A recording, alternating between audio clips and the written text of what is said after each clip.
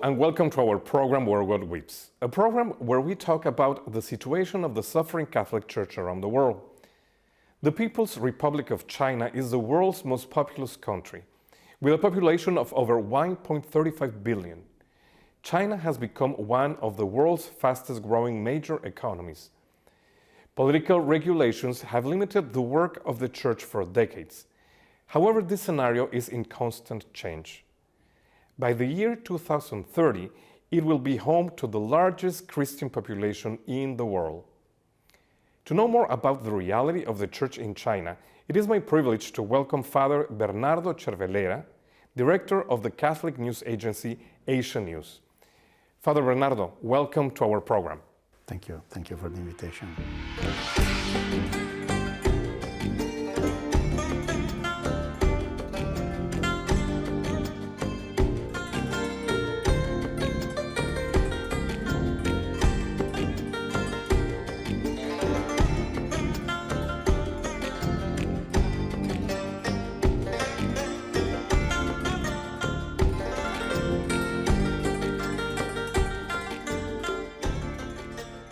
Father, you are quite an expert in the Catholic Church in China as the director of Asian News. So can we define two separate groups in China, the official government authorized church and the underground church, or the reality is more complex than that, Father? The reality is complex, and also it goes for around 60 years, because the Patriotic Association has started in 1958, when Mao Zedong understood that he couldn't destroy the church. So he tried to control the church. And in this way, he built up the Patriotic Association that would have had the duty of controlling the church and electing bishops, giving the okay for the ordination of priests, and would have prepared the church to serve the socialism. In this way, many priests and many bishops, they didn't accept this Patriotic Association, and so they went to hiding or they went to jail. This lasted until the Cultural Revolution. During the Cultural Revolution, because the strong Marxist, Leninist accent of the Red Guards, everything in the religious field was destroyed. And so those who were underground Catholics and those who had accepted to belong to the Patriotic Association, they went to labor camp, in prison, and so on. When the Cultural Revolution finished, was concluded in 1976, the Catholics would have liked not to have any control from the Patriotic Association. Instead, Deng Xiaoping put again the Patriotic Association. And so in that period, there were two streams of the church. One, again, the official church, who enrolled itself to the Patriotic Association, and the other one who refused the control of the government, the control of the Patriotic Association, who were the underground community. The underground community would have risked to go to prison, because everything they would do would be illegal. The other one could perform rites and meetings and so on, but in a very low-profile way. The point is, this official church would have been not linked with the Pope and with the Universal Church. But during the period of John Paul II and Benedict XVI, many bishops of the official church, who belonged also to the Patriotic Association, secretly they asked for reconciliation with the Pope. And so in 2006, 2007, practically we had most of the official bishops reconciled with the Catholic Church, with the Holy See.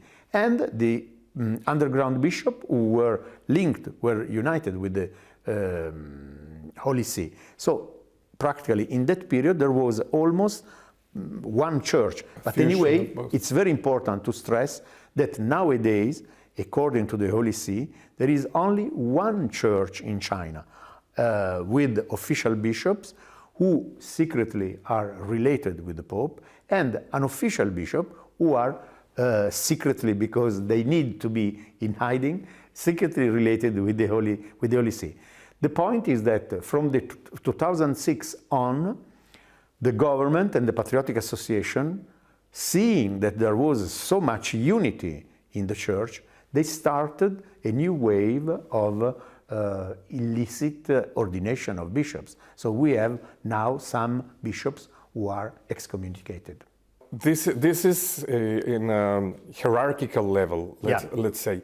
But what about the ordinary people? They identify with each other as members of the same Catholic Church, or there is a certain resentment from those who suffer the real persecution, and now they think that the other one is in a gratuitous way enjoying the benefit? It depends on the situation. In some situations in which the two bishops have agreed on cooperate together, the faithful also, they are together. In some other situation in which now, for example, there are some dioceses in which there is a bishop who is excommunicated, then for the faithful is very difficult. For the underground church, because they cannot go to the official church, but also for the official Catholics, they have to find some other way to celebrate their masses. So I repeat, it depends on the situation. Sometimes official and underground communities are together. Some other times there are very difficult and some, how can I say, some tensions. For example, in Fujian, when there is a very strong underground church and a very quite small official church, there are difficulties. In Shanghai, in which there is a good official church and a good unofficial church, they work very well.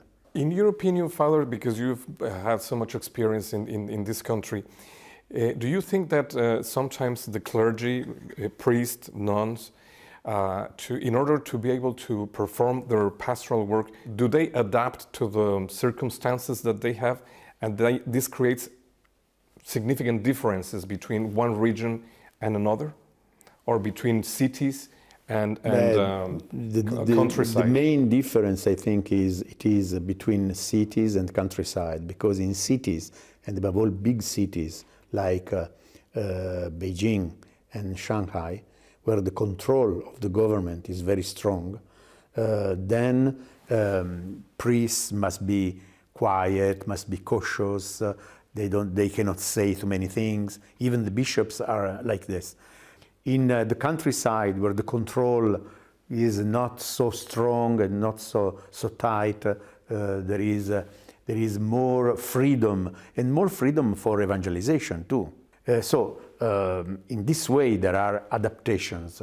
I would say, anyway, that from what I know, most of the priests in the cities and in the countryside, they do a very good job. The Holy Father wrote a very important document, a letter to the Chinese Church, and among other things, he was mentioning in two very significant words, quote unquote, true and love. Yeah. Why emphasizing this, Father, to talk about the reality of the Church? Because truth means that the Church must follow the direction put by Jesus Christ, and then they have to, the Catholic faith, the faithful, they have to say the truth that Jesus Christ is the Savior, and there is no other Savior in their life, not even the Communist Party. So truth means in this case, but this evangelization must be done in love. So means with charity, with friendship, with sympathy towards the people of China, and this is important. Then truth and love is very important also for the life inside the church, because for a long time underground church and official church, they have how can I say, let me say, excommunicated in a way each other. That is, the underground church has always said that we are the faithful church, you are the betrayer. Instead, the official church has always said, we are trying to make our best to allow the Catholic faith to live in this socialist situation. Instead, you are destroying everything. So they would exclude each other. So the Pope has stressed that we need truth and love. Means that we have to tell each other the truth about what is important for the evangelization, but also we have to treat each other with love. And this is happening in many, many cases. In the same document, Father, Benedict XVI was talking about a change of attitude going from this feeling of persecution and self-protection going to evangelization. Is this happening? Really, the Church is having a more open and active initiative to do its missionary work? Absolutely, yes. Also, the underground church is committed with catechesis, with evangelization, with, how can I say, social helping the poor, the handicapped people, education of the youth, and so on. Even with the risk of being imprisoned, because the underground church, because it is not recognized by the government, and because the underground priests, they are not enrolled in the Patriotic Association, they can be taken into prison and go into labor camp for 3 months up to 3 years. And in fact, sometimes it has happened in these years. And the official church is also learning a lot about catechesis and evangelization in the secularized society of China, above all in the cities, big cities where human beings are alone, where the families are totally broken, where divorce now in China, which at the time of Mao Zedong was a forbidden word, now divorce is almost more than 50% of the families are broken. Father, you were mentioning some penalties, some very severe penalties. So the religious persecution is blatant nowadays in China. Religious persecution is absolutely evident. Let us see, for example, the Zhejiang situation, in which there is a strong community of Protestant and Catholics. Strong community means from the point of view of the numbers and from the point of view of personalities included in these communities, which are entrepreneurs, professors, academicians, so very high-level personalities. So the Communist Party has decided to raise and destroy all the bell towers and the crosses and some buildings, more than 100, but perhaps we have arrived to 200, destroying them because they spoil the landscape of China that should be, how can I say, secular, not Christian. But also in this way they reduce the influence of the Christian, the Catholics and the Protestants. The Protestants. This one is the latest. It is a campaign going on. But we have to remember that there are bishops, Catholic bishops, who have been in the hands of the police and disappeared for 20, 30 years, like James Sujimin of Baoding and Cosma Shuangxiang of Yixien. So we don't know where they are. They are very old, and still the Communist Party is absolutely worried to give them freedom. Then there is the very big injustice of Bishop Ma Taqin, the auxiliary bishop of Shanghai. He is a bishop recognized by the government and also by the Holy See. The point is that when he was ordained, he decided not to belong to the Patriotic Association. And because of this, just 2 hours after the ordination, he was taken and put into house arrest. Now he is in Sheshan seminary, and he cannot he cannot express his he cannot exercise episcopal his duties. ministry. Yeah, right. Episcopal duties. Father, allow me to read a quote that I want you to explain us. This is from the director of the State Administration for Religious Affairs, and he recently said in Shanghai, quote, "The construction of Chinese Christian theology should adapt to Chinese national condition and integrate with Chinese culture." What does this mean? Are we talking about nationalization of Christianity? Yeah, but this is the ideal that Mao Zedong had and the Patriotic Association has cultivated for more than 60 years. That is, they always say that Christianity is a foreign religion. So they have to, Christianity has to adapt to the Chinese culture. According to them, Buddhist is more, how can I say, more Chinese. In reality, also Buddhism comes from India, so it's not really as true. Foreign one as the other. But the point is that Buddhism and Taoism and other religions, they don't criticize and the government and the political powers. Moreover, they appreciate and they are subservient of the political power. While the Catholic Church and the Catholics, because of the social doctrine of the Church, they can say something about a good performance of the government, of a political government, and the bad performance of the political government. So that preaching of the director of the Religious Affairs Bureau practically is that we want to control the Church so that they cannot be an obstacle to the power of the Communist Party. But we're talking not only about a physical control, but about the content. I mean, we're talking about theology. There is already some control. For example, in many seminaries, even Catholic seminaries, if they teach social doctrine of the Church, they don't say anything about the Pope. They don't say anything about, I don't know, tyranny, about criticizing the power and so on. So there is a control. If you think that all the professors in China, the professor of the seminaries in China must be approved by the Patriotic Association. Father, some estimates for the Christian population, not Catholic, but Christian population in China goes as high as 58 million.